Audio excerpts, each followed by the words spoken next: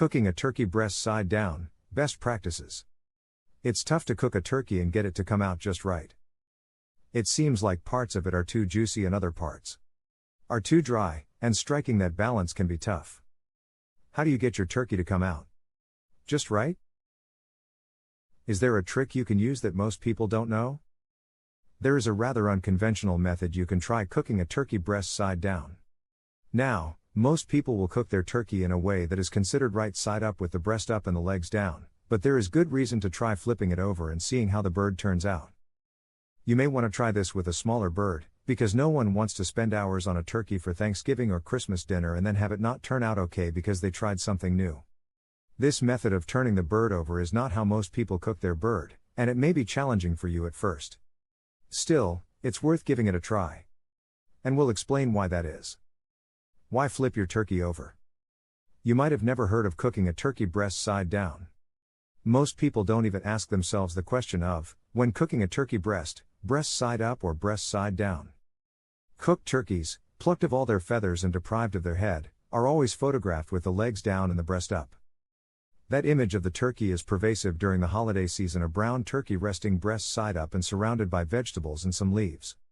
This is how we all envision turkeys, so it probably never even occurs to most people to try to flip things over.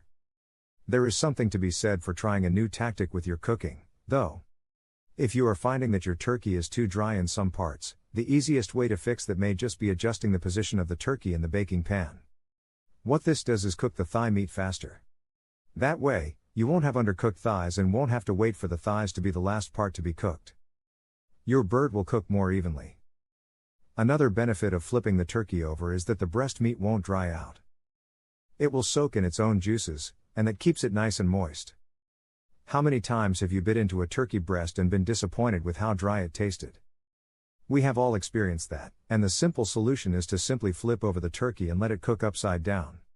You don't have to serve it that way, but you can cook it upside down without any issue. Cooking a turkey breast side down is also beneficial because it cuts down your cooking time overall. You can decrease the amount of time the turkey spends in the oven since the thicker pieces will cook first. No one likes to plan their entire day around cooking the turkey, so now, you can decrease some of that wait time and get the bird done faster. By cooking your turkey this way, you don't need to baste it. Basting ensures that the meat comes out moist and tender, but if the entire turkey is going to be tender because you're cooking it upside down, then there isn't any need to bother basting it. Just take one more step out of the process with upside down turkey cooking. How to cook a turkey upside down. Because of how strange and foreign this method may sound to you, you might think that it would be complicated or require some level of finesse. Not to worry, though. It's very simple. Cooking a turkey breast side up or down, the procedure is the same. Be sure to thaw the turkey out the day you'll be roasting it. If it isn't thawed before you cook it, then you'll need to wait to stick it into the oven. A good rule of thumb is to transfer the turkey from the freezer to the fridge 2 days before it is supposed to be cooked. That way, it will be thawed when you are ready to use it. You should preheat the oven to 325 degrees Fahrenheit. If you go much higher than that, you will dry out the turkey. You will be cooking the turkey about 13 minutes for every pound of turkey. Just do the simple math based on how big your turkey is. Next, take the turkey out of its packaging and transfer it to a roasting pan. Remember, you don't have to baste it at this point. The juices from the thighs will flow down to the rest of the meat, making it tender and succulent. This fatty juice does the job of basting for you. You can reduce the temperature partway through baking, if you want. If the turkey is brown but hasn't reached its designated cook time yet, it's not a bad idea to turn down the temperature 20 degrees or so. Just make sure that the cooked turkey has an internal temperature of 165 degrees Fahrenheit. It's a good idea to probe the turkey's temperature in a couple of places, just to be sure it cooked all the way through. If you want to make sure the entire turkey browns evenly, you can turn it over 30 minutes before the bird is supposed to finish cooking. This isn't necessary for it to be fully cooked, though, and there is some danger that you will injure yourself. It's definitely safer to just leave it be and not worry about the browning.